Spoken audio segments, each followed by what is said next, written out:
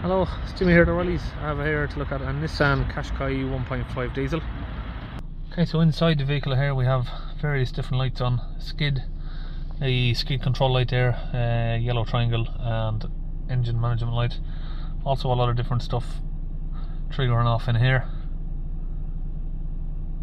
System chassis control system fault. Got another red engine light over here, and the crash system.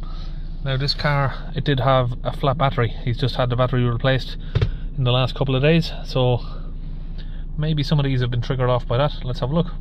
So for this job I'm going to use my Launch UK Euro Tab 3 scan tool here. This is the X431 Tab 3.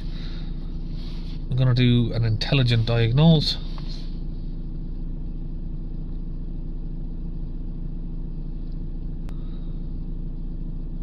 Okay, so we're in.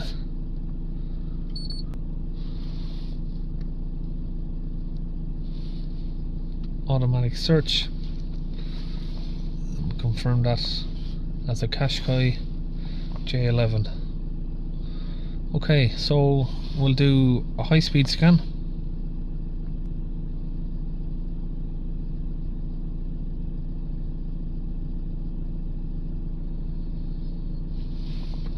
Okay, let's look through what we're scanning out. So we seem to have a lot of different faults.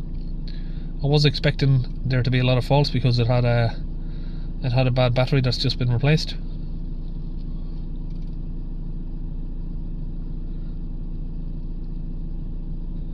Now it was just replaced at like a Halfords or something, so I don't think they've done any code clearing after the battery was fitted. So let's just have a quick look. Power supply, yeah, exactly what I was expecting. Brake booster, communication circuits, actuator, power supply voltage. So all of those are going to be that. Let's have a look in the engine. P0471 for the pressure upstream of the turbine. Another one here, pressure upstream of the turbine, P0471-29. P0380 preheating unit, so probably the glow plugs, we'll have to test those. Clutch pedal switch, we're not really worried about those. Right, so we're going to look at fixing these problems here. Preheating unit, pressure upstream of the turbine, and we'll go from there. First, I think we'll turn the engine off, ignition on.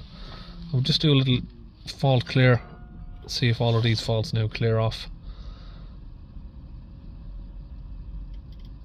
Let's see which ones are a permanent fault. Engine HEV system, I'm not even sure what that is. I'm going to start the engine up, let it run for a minute, and we'll rescan it again just to see what faults are actually staying permanent. So we've still got the little triangle symbol over there. That could be anything though.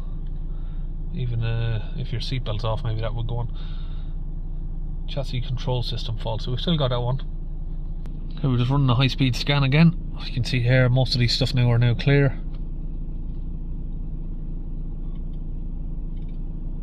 So if we had permanent circuit issues, these would come back almost immediately. Obviously we've got an issue there with maybe the ADAS system, it looks like.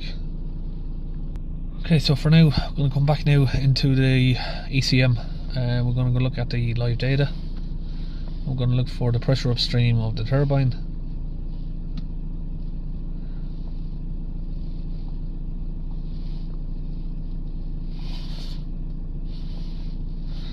Okay, we've got 1335 millibars.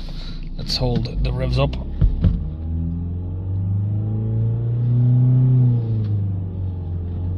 Okay, so instead of it increasing, it's decreasing on acceleration. So yeah, it looks like we have a blocked pipe for that sensor. Let's turn the engine off. Ignition on, see if that changes. No, it just stays where it is. Okay, so I've got the engine cover off, which is just there. Now I can see that someone's maybe been playing around with this because the clip has been moved down. But usually this pipe down here, you got a rubber hose, and then below that, just below that, you got a metal pipe down there that runs back down after the turbo there. Reads the pressure from the turbo basically and the DPF, and that can get blocked because the diameter of the pipe is so small. I've done loads of videos on this before. We'll get the sensor off and try and get it cleaned out. It's just got a little horseshoe clip on it here. We'll get that pulled out first. Just down here we have a 8mm bolt. Just gonna get that open.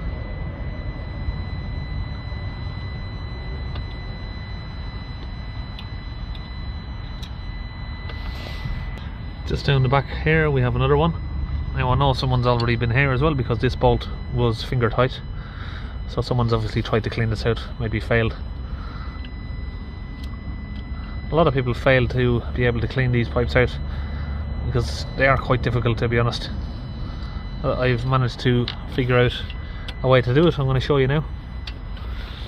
Okay, so I've disconnected the sensor from the hose pipe here, and if you can't get, you might have to take the rubber hose off, but we're going to try and leave it on for now, see if we can get directly over the metal pipe down there. And what I'm going to use is a drill here with a piece of cable. This is a guitar wire. Try and get that down directly in the middle. Yeah, I think we're in. So you can see now we're at a stop. So we need to now drill. What we're going to do is turn the drill on. We're going to drill that, and we're going to keep pressing it, feeding it in as I'm drilling it. Okay, so we're about 20 minutes into that. We're almost there. I've got a delivery now for the glow plugs. So that's the glow plugs there, delivered to me just by Bennett. We'll get those fitted in a minute. Okay, so I'm just testing if I've broken through yet. We've been a fair way down, but it looks like we haven't got our way through the pipe yet because we are maxing out there over 30 psi of pressure. Okay, so that's taken a fair while for me to do that, to be honest. Almost a couple hours there, but we've got there. We've unblocked it. So what I've done is use the cable like I showed you to get through there, and use the DPF cleaning solution. Then once we've broke through, you need to break through the carbon basically. Once you broke through, you're only going to break through a little pinhole, but that's enough to then allow the fluid to go down to allow it to flush out the pipe. You see, if there's a blockage down the end and the blockage is this long and it's hard carbon, you can't get the fluid to go past because it's only reaching the top half, and it won't just break through because it does really be like concrete. But once you've broken it a little bit through, you can then squeeze the fluid in and you get in there. Now you don't want to put too much fluid in there.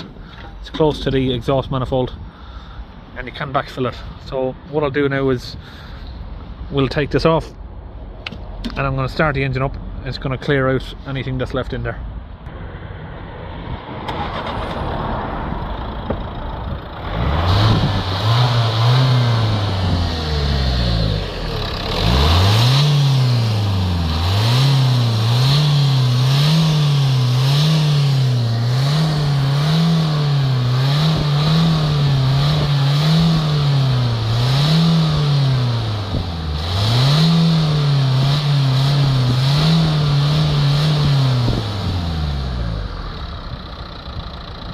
Okay, so I've removed this engine cover, a couple of little 10mm bolts there at the back, that comes out of the way, and then obviously this boost hose here, it's just a little clip, you undo it from there, we can tuck that to the side. Then we have the glow plugs here, so I've just pulled the electrical connectors off each one, 4 of them down there.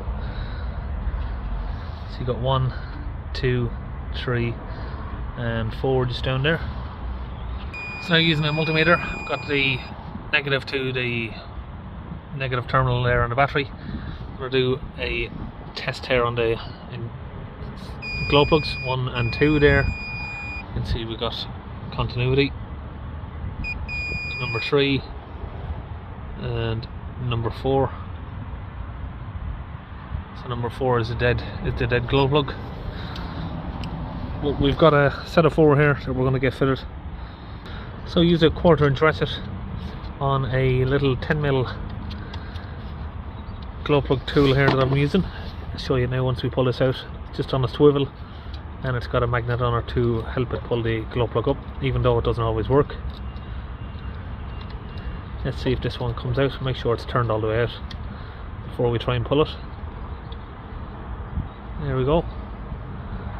Little short stumpy glow plugs. Okay, now it's all done. Put the engine cover back on. Back inside the car now, we can start it up.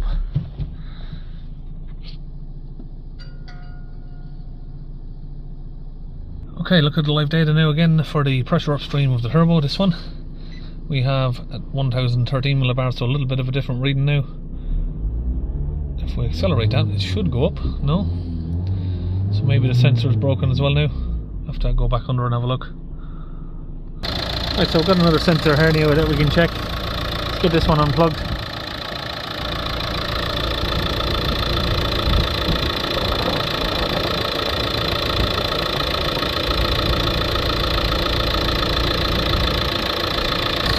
Got that out, we'll get the new one in, and we'll get that connected up. Okay, now we look at the live data. We can see there when we accelerate the vehicle up, the pressure sensor moves along with it, up and down. So what can happen with these old sensors is, of course, inside there the port, that can also get blocked as well. It's not very common, but it does happen.